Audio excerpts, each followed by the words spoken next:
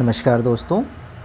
तो आइए आज फिर से हम लोग उदारवाद के जो प्रश्न बचे हुए थे उसको देखते हैं। अभी तक हम लोगों ने उदारवाद पर जो है कुछ प्रश्नों की चर्चा की है ना, उदारवाद पर। और उदारवाद एक ऐसा चैप्टर है आपके पॉलिटिकल साइंस का, ठीक है, जहाँ से कम आपको 3 से 4 प्रश्नों को मिलने की संभावना होती है किसी भी एग्ज़ाम में, चाहे आप टीजीटी दे रहे हों, पीजीटी दे रहे हों, है ना, जीआईसी हो, जीडीसी हो, या किसी भी एग्ज़ाम के लिए उदारवाद एक महत्वपूर्ण जो है आपके लिए टॉपिक बन जाता है। क्यों? क्योंकि उदारवाद बहुत ही एक लचीला जो है एक टॉपिक है, ठीक है ना, हर समय अपने आप में बदलाव करता रहता है ये समय के साथ साथ। चलिए तो वीडियो आज की शुरू करते हैं और देखते हैं आज का पहला प्रश्न। जहाँ से छोड़े हुए थे वहीं से स्टार्ट करेंगे। तो दोस्तों आज का क्वेश्चन है कि कौन एक उदारवादी राजनीतिक दर्शन का जनक है, ठीक ना। तो उदारवाद का एक तरीके से पूछ रहा है कि जनक कौन है, तो लास्की, लॉक, मिल या ग्रीन। तो आप सभी को पता है कि उदारवाद के जनक किसको कहे जाते हैं, तो लॉक को कहा जाता है। बहुत ही इंपॉर्टेंट क्वेश्चन है, हमेशा पूछा जाता है, तो इसको नोट डाउन करिएगा। अगला देखा जाएगा ग्रीन के संपत्ति के संबंध में, ठीक है ना, ग्रीन के संपत्ति के संदर्भ में विचार छाप रखते हैं। मतलब किस प्रकार का विचार है ग्रीन का संपत्ति के संबंध में, तो आदर्शवादी, व्यक्तिवाद या उदारवाद या सभी का। तो ग्रीन का संपत्ति के संदर्भ में विचार आपका उदारवादी टाइप का है, ठीक है। कैसे देखते हैं, राज के संबंध में ग्रीन का विचार आदर्शवादी होने के पश्चात भी संपत्ति के संबंध में उनका विचार उदारवादी है, ठीक है ना। सबसे पहले तो ये जान लेंगे कि ग्रीन का जो है एक आदर्शवादी विचारक हैं, ठीक है ना। ग्रीन को एक आदर्शवादी विचारक माना जाता है, लेकिन यहाँ पर बता रहे हैं कि देखिए, जब अगर आदर्शवादी हैं तो उनके विचार भी आदर्शवादी टाइप के होंगे। तो अगर आप यहाँ पर आपको नहीं पता होगा तो आप आदर्शवादी जो है लगा करके ठीक आगे चले जाएंगे। लेकिन उनका विचार आदर्शवादी होते हुए भी, राज का विचार उनका आदर्शवादी होते हुए भी, उनका विचार जो संपत्ति के संदर्भ में है वो उदारवादी है, ठीक है। तो कैसे है देखेंगे, होने के पश्चात भी संपत्ति के संबंध में उनका विचार उदारवादी है। बहुत ही इंपॉर्टेंट लाइन है ये, इसको नोट डाउन करेंगे। अन्य उदारवादी विचारकों की भांति ग्रीन भी संपत्ति के अधिकार को व्यक्तित्व के विकास के लिए आवश्यक मानते हैं, ठीक है ना, बहुत ही इंपॉर्टेंट है। अन्य उदारवादियों में सबसे बड़ा नाम है आपका लॉक का, ठीक है ना। तो लॉक भी जो 3 स्वतंत्रताएं देते हैं व्यक्ति को, उसमें से संपत्ति की जो स्वतंत्रता या अधिकार है उसको सबसे ऊपरी मानते हैं, और बाकी 2 स्वतंत्रताओं या अधिकार को उसके अंदर निहित मानते हैं, ठीक है ना। तो यहाँ पर कह रहा है कि अन्य उदारवादी विचारकों की भांति ग्रीन भी संपत्ति के अधिकार को व्यक्तित्व के विकास के लिए आवश्यक मानते हैं। यह व्यक्तिवाद या नकारात्मक उदारवाद, ठीक है ना। यहाँ पर देखिएगा, व्यक्तिवाद या नकारात्मक उदारवाद, एक चीज़ और यहाँ से क्वेश्चन बनता है। तो आपसे पूछ लिया जाता है कभी कभी कि व्यक्तिवाद नाम रख करके या नकारात्मक उदारवाद रख करके, ठीक है ना। तो वहाँ पर पूछेगा कि इसके जनक कौन है, नकारात्मक उदारवाद के जनक या व्यक्तिवाद के जनक, तो आपके वो लॉक ही कहलाएंगे, ठीक है ना। के विपरीत वह संपत्ति के अधिकार को सामाजिक उत्तरदायित्व के साथ जोड़कर देखते हैं। ग्रीन ने संपत्ति के विषय में जिस रुख को अपनाया है उनके उस विचार को सकारात्मक उदारवाद कहा जाता है, ठीक है ना। उनके अनुसार व्यक्ति को केवल व्यक्ति के नाते कोई अधिकार नहीं मिल जाते हैं, बल्कि इसलिए समाज भी स्वीकृति आवश्यक है, समाज की भी स्वीकृति आवश्यक होती है, ठीक है ना। इस बात संपत्ति के अधिकार पर भी लागू होती है। अतः व्यक्ति को संपत्ति का एक ऐसा इच्छा के पूर्ति के लिए दिया जाता है जिसका ध्येय समाज हित है, ठीक है ना। जो व्यक्ति को संपत्ति का अधिकार मिलता है वो एक ऐसी इच्छा होती है जिसका ध्येय क्या होता है, समाज हित होता है। ये कौन बोल रहा है, ग्रीन कह रहे हैं। कहीं ऐसा ना हो कि एक व्यक्ति की संपन्नता दूसरे की विपन्नता का कारण बन जाए। उसने संपत्ति के उसी अधिकार को मान्यता दी जो सामान्य हित यानी कि कॉमन गुड या जन कल्याण या पब्लिक वेलफेयर के पर आधारित हो, ठीक है ना। मतलब यहाँ पर ग्रीन बताने का प्रयास करते हैं कि संपत्ति का अधिकार वही, मतलब संपत्ति का अधिकार व्यक्ति को वही संपत्ति का अधिकार है जो सामान्य हित के लिए या जन कल्याण पर आधारित हो। ऐसा ना हो कि एक व्यक्ति एकदम संपन्न होता चला जाए और बिल्कुल अमीर होता चला जाए और दूसरा व्यक्ति क्या होता चला जाए, गरीब होता चला जाए। तो उस तरीके के संपत्ति का अधिकार की समर्थन बिल्कुल नहीं करते हैं ग्रीन, बल्कि ऐसे जो है अधिकार का मतलब समर्थन करते हैं जो कि सामान्य हित से जुड़ी हुई हो और जन कल्याण से जुड़ी हुई हो। ये विचार उदारवादी सिद्धांत को एक नई दिशा मोड़ देते हैं जो कल्याणकारी राज्य के विचार को भी बढ़ावा देते हैं, ठीक है ना। अब चूँकि ये सामान्य हित से जुड़ा हुआ ये अपना संपत्ति के अधिकार की बात कहते हैं ग्रीन, तो इस तरीके से ये क्या हो जाएगा, तो ये कल्याणकारी राज्य को भी एक तरीके से बढ़ावा देता है या उसके विचार को बढ़ावा देता है। ठीक है, बहुत ही इंपॉर्टेंट क्वेश्चन है ये, और इसको नोट डाउन करिएगा, मेरी तरफ से बहुत ही इंपॉर्टेंट क्वेश्चन है ना, बहुत ही इंपॉर्टेंट है। देखेंगे अगला प्रश्न, देखिए जाएगा। अगला कह रहा है, देखिएगा वक्तव्य दिया हुआ है, कह रहा है कि सकारात्मक उदारवाद राज्य को करने के लिए कुछ कार्य सौंपता है। ठीक है, सकारात्मक उदारवाद क्या कह रहे हैं कि सकारात्मक उदारवाद, एक मिनट सॉरी माफ़ करिएगा, सकारात्मक उदारवाद जो है राज्य को कार्य करने के लिए कुछ कार्य सौंपता है। बिल्कुल सही बात है, सकारात्मक उदारवाद क्या करता है कि राज्य को कार्य करने के लिए सौंपता है। ठीक है ना, जो आवश्यक कार्य है उसके साथ साथ कुछ लोक कल्याणकारी के कार्य करने के लिए भी उसको सौंपता है कार्य। ठीक है ना, वह संपूर्ण समाज को सामाजिक कल्याण की अभिवृद्धि का दायित्व राज्य को सौंपता है। ठीक है, पहला तो सही हो गया कि सकारात्मक उदारवाद राज्य को करने के लिए कुछ कार्य सौंपता है। भाई जो नकारात्मक उदारवाद होता है, एक तरीके से समझिएगा, जो नकारात्मक उदारवाद है वो राज्य के कार्यों को क्या करता है, सीमित करता है। लेकिन यहीं पर जब सकारात्मक उदारवाद की बात आती है तो वो क्या करता है, राज्य को कुछ कार्य करने के लिए सौंपता है। तो पहली बात तो ये ऑप्शन यहाँ पर ठीक हो गया। ठीक, दूसरा ऑप्शन कह रहा है कि वह संपूर्ण समाज के सामाजिक कल्याण की अभिवृद्धि का दायित्व राज्य को सौंपता है।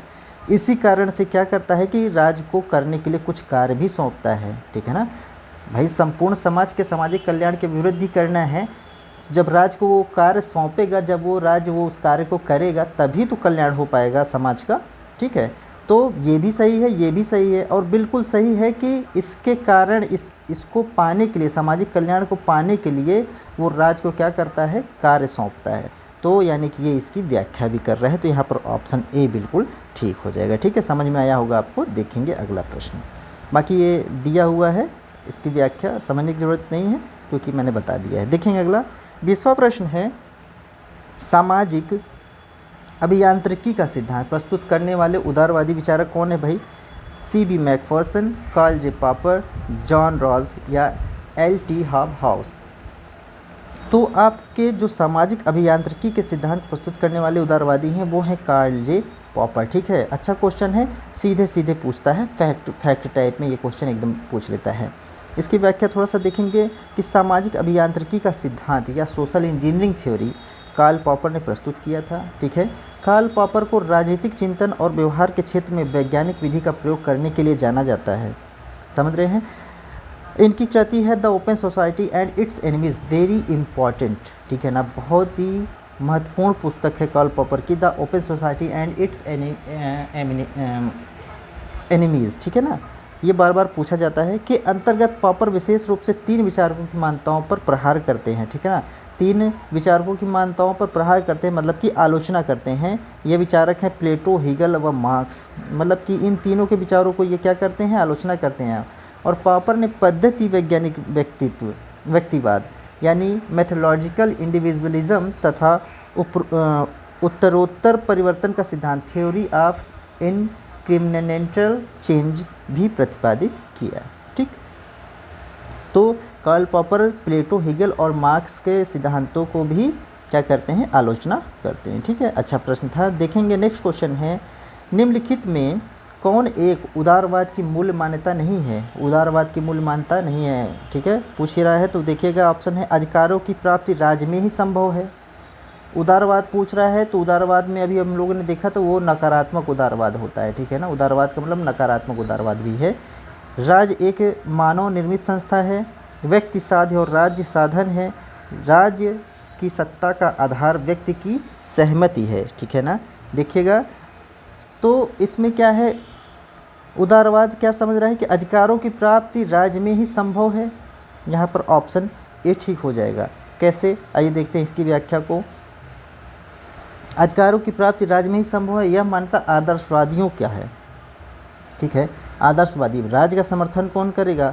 राज्य का समर्थन करते हैं आपके आदर्शवादी करेंगे। ठीक है ना, आदर्शवादी या लोक कल्याणकारी राज्य जो होता है, जो होंगे ना, मतलब वेलफेयर से जुड़े होंगे, वो लोग जो है राज्य के अस्तित्व को स्वीकार करते हैं। तो यहाँ पर आदर्शवादियों का ये विचार है कि अधिकारों की प्राप्ति राज्य में ही संभव है, मुख्यतः ये यहीं से जुड़ा हुआ है। ठीक है ना, जैसे प्लेटो वगैरह सभी ये मानते थे। तो कांट, हीगल, फिक्टे, ग्रीन, ब्रेंटले और बोसांके जैसे आदर्शवादी विचारक राज को सर्वोच्च संस्था मानते हुए मनुष्य के लिए स्वाभाविक और आवश्यक मानते हैं। शेष अन्य विकल्प में दिए गए तथ्य उदारवाद के मूल मान्यताओं से संबंधित हैं। ठीक है ना। पूछ रहा है कि मूल मान्यता संबंधित नहीं है, तो यहाँ पर अधिकारों की प्राप्ति राज में ही संभव है, तो ऐसा नहीं है। ठीक है ना। क्यों? क्योंकि उदारवाद या नकारात्मक उदारवाद क्या करता है कि राज को सीमित करने की बात करता है ना, राज को सीमित करने की बात करता है। और अधिकारों की प्राप्ति राज में ही संभव है, ये कौन लोग बोलते हैं? तो ये आदर्शवादी बोलते हैं ना, आदर्शवादी। यानी कि इस कथन में क्या हो रहा है कि राज का सपोर्ट हो रहा है, जबकि उदारवाद या नकारात्मक उदारवाद राज का सपोर्ट नहीं करता है बल्कि उसको सीमित करने की बात करता है। इसलिए ऑप्शन ए ठीक हो जाएगा। समझ में आ रहा? अगला देखेंगे, नेक्स्ट क्वेश्चन है, एक राजनीति सिद्धांत के रूप में उदारवाद दो पृथक तत्वों का मिश्रण है। इसमें एक लोकतंत्र है और दूसरा व्यक्तित्ववाद। एक लोकतंत्र और दूसरा व्यक्तिवाद, यह कथन किसका है? तो मैकगवर्न, लूथर, लास्की या डनिंग। तो दोस्तों ये उत्तर है आपका मैकगवर्न का। ठीक है ना। तो इसमें कुछ समझने वाली बात नहीं है और एक बार जीडीसी में ये पूछा गया है, तो इसलिए इसको देख लेंगे। ठीक, चलिए अगला देखेंगे। नेक्स्ट क्वेश्चन है, राज के बारे में यांत्रिक दृष्टिकोण। ये इंपॉर्टेंट है, अभी हम लोगों ने ऊपर इसको किया है एक बार। राज के बारे में यांत्रिक दृष्टिकोण उत्तरदायी है किस लिए? आदर्शवाद के विकास के लिए, उदारवाद के विकास के लिए, मार्क्सवाद के विकास के लिए या समाजवाद के विकास के लिए? तो दोस्तों इसका सही उत्तर क्या हो जाएगा? उदारवाद के विकास के लिए। यांत्रिक दृष्टिकोण का मतलब क्या? राज जो बन रहा है उसके बारे में बात कर, राज का जो विकास हो रहा है वो यांत्रिक दृष्टिकोण के आधार पर हो रहा है। अभी देखिए इसका जो व्याख्या है, राज के बारे में यांत्रिक दृष्टिकोण व्यक्तिवादियों का है। ठीक है ना। यांत्रिक दृष्टिकोण किसका है? व्यक्तिवादियों का है। कैसे? अभी जस्ट हम लोगों ने यहाँ पर ऊपर देखा था, देखते हैं, आपको दिखाता हूँ। ठीक है, जो आपके कॉल जे पापर थी ये समाज के अभियांत्रिकी से जुड़े हुए थे। ठीक है ना, यानी कि अभियांत्रिकी से जुड़े हुए थे, जो कि क्या है? एक उदारवादी हैं। ठीक है, सेम उसी से रिलेटेड ये भी क्वेश्चन है। देखिए कितना मतलब रिलेट करके क्वेश्चन बनता है, वो कितना इंपॉर्टेंट है। ठीक है ना। मतलब कि उदारवाद में आपको यांत्रिकी का सिद्धांत भी एक तरीके से जानना है। अब ये सब चीज़ें जैसे बुक में बहुत आपको नहीं मिलेगा, आप लोग डीप इतना जाएंगे तभी। ठीक है ना। तो देखिएगा, राज के बारे में यांत्रिकी दृष्टिकोण व्यक्तिवादियों का है, जिसकी मान्यता है कि राज स्वाभाविक या प्राकृतिक संस्था नहीं है। ठीक है ना। राज कैसा है? स्वाभाविक या प्राकृतिक संस्था नहीं है। राज का निर्माण लोगों ने अपनी आवश्यकताओं की पूर्ति करने के लिए किया है। लॉक जैसे विचारकों ने सामाजिक समझौते का सिद्धांत देकर उदारवाद के विकास का मार्ग प्रशस्त किया है, मतलब उसको आगे बढ़ाया है। बिल्कुल सही बात है कि उदारवादी या व्यक्तिवादी क्या करते हैं? राज को यांत्रिक मतलब मानते हैं। यांत्रिक का मतलब है कि वही कि राज जो है कृत्रिम संस्था है, न कि प्राकृतिक या स्वाभाविक। ठीक है, यानी राज को बनाया गया है किसके द्वारा? मनुष्यों के द्वारा, लोगों के द्वारा बनाया गया है। किस लिए? अपने हितों की पूर्ति के लिए। ठीक, ये क्वेश्चन आपको समझ में आया होगा। अगला देखेंगे, नेक्स्ट क्वेश्चन है, निम्नलिखित में किसका उदारवाद से मेल नहीं है? उदारवाद से मेल नहीं है, बुर्जुआ राज्य, प्रतिनिधि सरकार, लोक कल्याणकारी राज, सीमित सरकार। तो आपका यहाँ पर ऑप्शन ए ठीक हो जाएगा। बुर्जुआ राज, इसका उदारवाद से कोई संबंध नहीं है। क्यों? क्योंकि बुर्जुआ राज की धारणा कहाँ पर आपको देखने को मिलती है? ये मार्क्सवादी धारा में। ठीक है ना, मार्क्सवादी धारा में आपको ये देखने को मिलता है बुर्जुआ राज। ठीक है, इसकी थोड़ी सी व्याख्या देखेंगे तो आपको समझ में आएगा। बुर्जुआ राज एक मार्क्सवादी धारणा है जो पूंजीपतियों के द्वारा स्थापित राज्य को व्यक्त करती है। ठीक, बुर्जुआ वर्ग क्या था? जो राज्य को बनाता है, यानी पूंजीपतियों के द्वारा बनाया जाता है। यह उदारवाद से संबंध नहीं रखता है। प्रतिनिधि सरकार, लोक कल्याण के राज्य व सीमित सरकार आदि सभी उदारवाद की विशेषताएं हैं। ठीक, अगला क्वेश्चन भी इंपॉर्टेंट रहेगा आपके लिए। कौन सा सिद्धांत है रात्रि के पहरेदार की भूमिका का ही समर्थन करता है? रात्रि की पहरेदार की भूमिका मतलब कि राज्य के जो है हस्तक्षेप की बात करता है ना, हस्तक्षेप या राज के कार्यों को सीमित करने की बात करता है। तो ऐसा कौन करेगा? कल्याणकारी राज का सिद्धांत, उदारवादी राज का सिद्धांत, समाजवादी राज का सिद्धांत या आदर्शवादी राज का सिद्धांत। ठीक है ना। तो यहाँ पर रात्रि पहरेदारी की भूमिका राज की कौन बताता है? तो ये उदारवादी सिद्धांत हो जाएगा। क्यों? क्योंकि ये जो है आपका जो राज है उसके कार्यों को सीमित करता है। बाकी आदर्शवादी, समाजवादी, कल्याणकारी ये सभी राज का समर्थन करते हैं। ठीक है ना, ये सभी आपके राज का समर्थन करते हैं। यहाँ पर उत्तर भी उदारवादी सिद्धांत सही हो जाएगा। ठीक है, ये भी दिया हुआ है, आप चाहे तो इसको रोक करके आप पढ़ सकते हैं। ठीक है, अगला देखेंगे 26वां प्रश्न है आज का, उदारवाद का मौलिक सिद्धांत क्या है।